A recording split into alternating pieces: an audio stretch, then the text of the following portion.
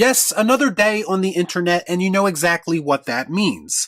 Another round of cope and excuses when it comes to modern superhero movies not moving the needle like they used to. These people really do live in their own little fictional worlds, don't they? Let's discuss. Our content sucks. Our content sucks. I watch so you don't have to. All I'm offering is the truth, nothing more. So the Fantastic Four has been out for 2 weeks, and despite some positive buzz, First Steps had a 66% drop in its second week at the domestic box office. 66%, eh? Think of that! A second week drop that has become all too familiar when it comes to modern comic book movies. At this point, Fantastic Four has grossed about $368 million at the global box office. Projections say the film is tracking to end its theatrical run in the $520 to $570 million range. Which, if that number does in fact end up being true, it would be safe to say that Fantastic Four First Steps would be looked at as yet another financial misstep for Marvel. And yes, because of that, we would need to start having some conversations about how superhero fatigue is a very real thing. Now, of course, we have our detractors, the people who believe these baseline budgets that the media is reporting and trying to convince everyone that everything is okay. But if you don't have the blinders on, if you don't have fan goggles on, we all know the truth now, don't we? You see, a lot of people like to clap back at the idea of superhero fatigue and say, no, it's nothing more than bad movie fatigue. Or they might even say that it's Marvel fatigue or DC fatigue, depending on what narrative they are trying to spin. Here's the reality of the situation. While I have no doubt in my mind that Marvel's recent track record of putting out slop had an impact on how people viewed the Fantastic Four. But here's something to consider. Fantastic Four First Steps is easily one of the most legitimately positively reviewed MCU movies in some time. A movie that even had people who had all but given up on the MCU overall singing a different tune. And the sad truth is that all of that didn't matter when it came time for people to show up to the theater. So can we really use the bad movie fatigue excuse if the movie was receiving more praise than usual, even from the most unlikely sources? To me, it's quite clear, and I said this many times in videos prior to this movie's release. I just don't think that the Fantastic Four as a property is the cash cow that Marvel needed it to be. I don't think that it's a property that commands a lot of attention from the general public. And I do think that Marvel as well as DC are picking the absolute worst time to try to reset everything in their universes. Because general interest in both of these brands is clearly not where it used to be. Brandon S. on X had this to say: everyone who keeps saying it's comic book fatigue, Deadpool and Wolverine made over $1 billion last year. It's people are tired of bad superhero movies. Bitter comic creator Rob Liefeld echoed those sentiments when he said, quote, "It's Feige fatigue. Deadpool and Wolverine was crafted by other distinct voices." Why are you the way that you are? Now there's a lot to unpack here, but let me start this off by saying I still find it hilarious that some people are using Deadpool and Wolverine, of all things, and acting like it's some kind of high art that was drastically different than anything else in the MCU at that time. Newsflash, it wasn't. It just had more bells and whistles, aka nostalgia and cameos, to distract everyone from the fact that they were watching a below average movie. Some people were fooled by it, others were not.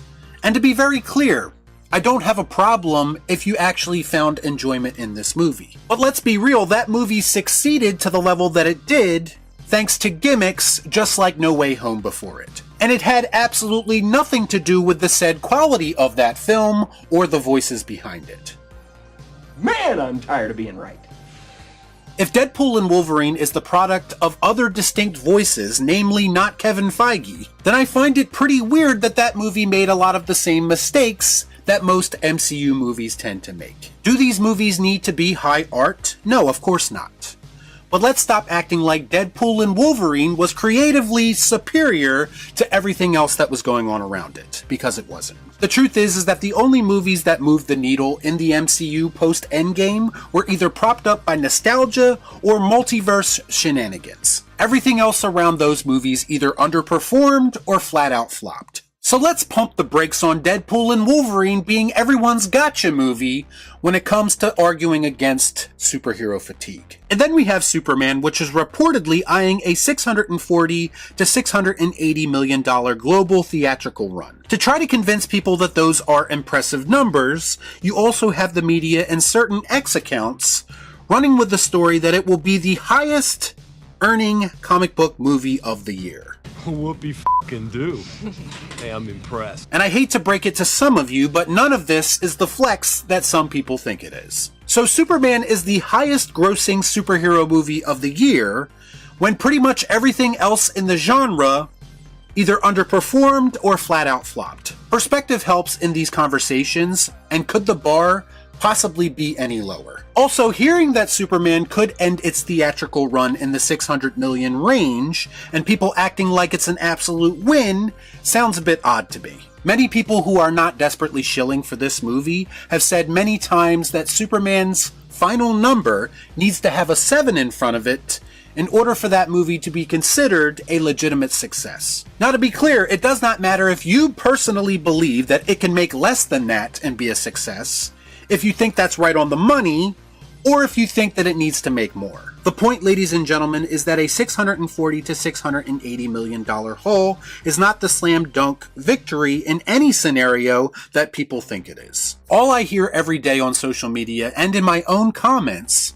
is how everyone loves this movie, how it's got great word of mouth, and how people are going back to watch it multiple times. It's got all of that going for it, allegedly, and can still only muster up a $600 million theatrical run. I mean, something isn't adding up. I've seen movies like Top Gun Maverick and Avatar 2 shatter box office records with legit word of mouth and people going back to watch those films multiple times. So why isn't Superman doing similar numbers if everyone loves this movie as much as the internet claims? Maybe superhero fatigue is real, and maybe this is the best that these movies can do now. Maybe outside of the nostalgia trips and the team-up movies, they are just not meant to crack $1 billion anymore. General audiences have checked out, and what you have left are fanboys and people who are morbidly curious propping up this entire genre.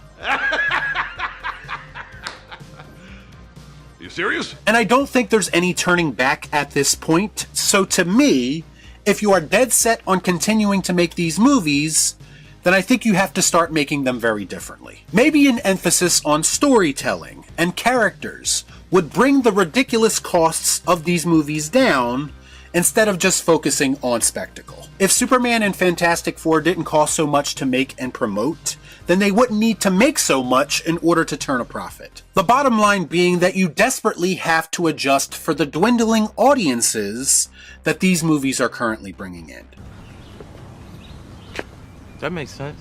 Of course, we have some people, the corporate apologists, who are desperately trying to deflect blame, like John here, who had this to say. Some people won't want to hear this, but it might be time to stop putting all the blame on studios or creatives for underperforming movies. It might be time to start looking at the intelligence level of moviegoers. If a phenomenally stupid film like Jurassic World Rebirth can crush films like Superman and Fantastic Four at the box office, then something might be wrong with all of us and not the studios or creatives. Now, to be clear, I've personally questioned the intelligence level of audiences for years as they continue to support slop, which in effect made studios create more slop. However, to suggest that movies like Superman and Fantastic Four are drastically intellectually superior films when compared to Jurassic World is one of the most ridiculous things I've ever heard. Yes, I do agree that Jurassic World Rebirth is easily the worst of those three films. But Superman isn't exactly a case study on great storytelling and filmmaking. And Fantastic Four, while I personally enjoyed it for what it was not the second coming of Sam Raimi's Spider-Man or Christopher Nolan's Batman. No, no, no. No! Hell no! All this shows me is that this person, along with a lot of other people apparently, have conditioned themselves to settle for less. I mean, you are literally trying to make a case for cape shit being superior by comparing it to a Jurassic World film. The Jurassic World films, despite all of their flaws, still move the needle. People are clearly not tired of dinosaurs yet. And it's actually pretty sad that one of the worst performing Jurassic World movies recently still outperforms two of the biggest superhero movies of the year financially. Superhero fatigue is real, folks, and don't let anyone else try to convince you otherwise. Every cinematic trend, from westerns to superhero movies, falls off eventually. And that's because general audiences will eventually lose interest and crave something else. And I'm sorry, but no amount of fanboying and mental gymnastics is going to change that. Y'all be cool. Nah.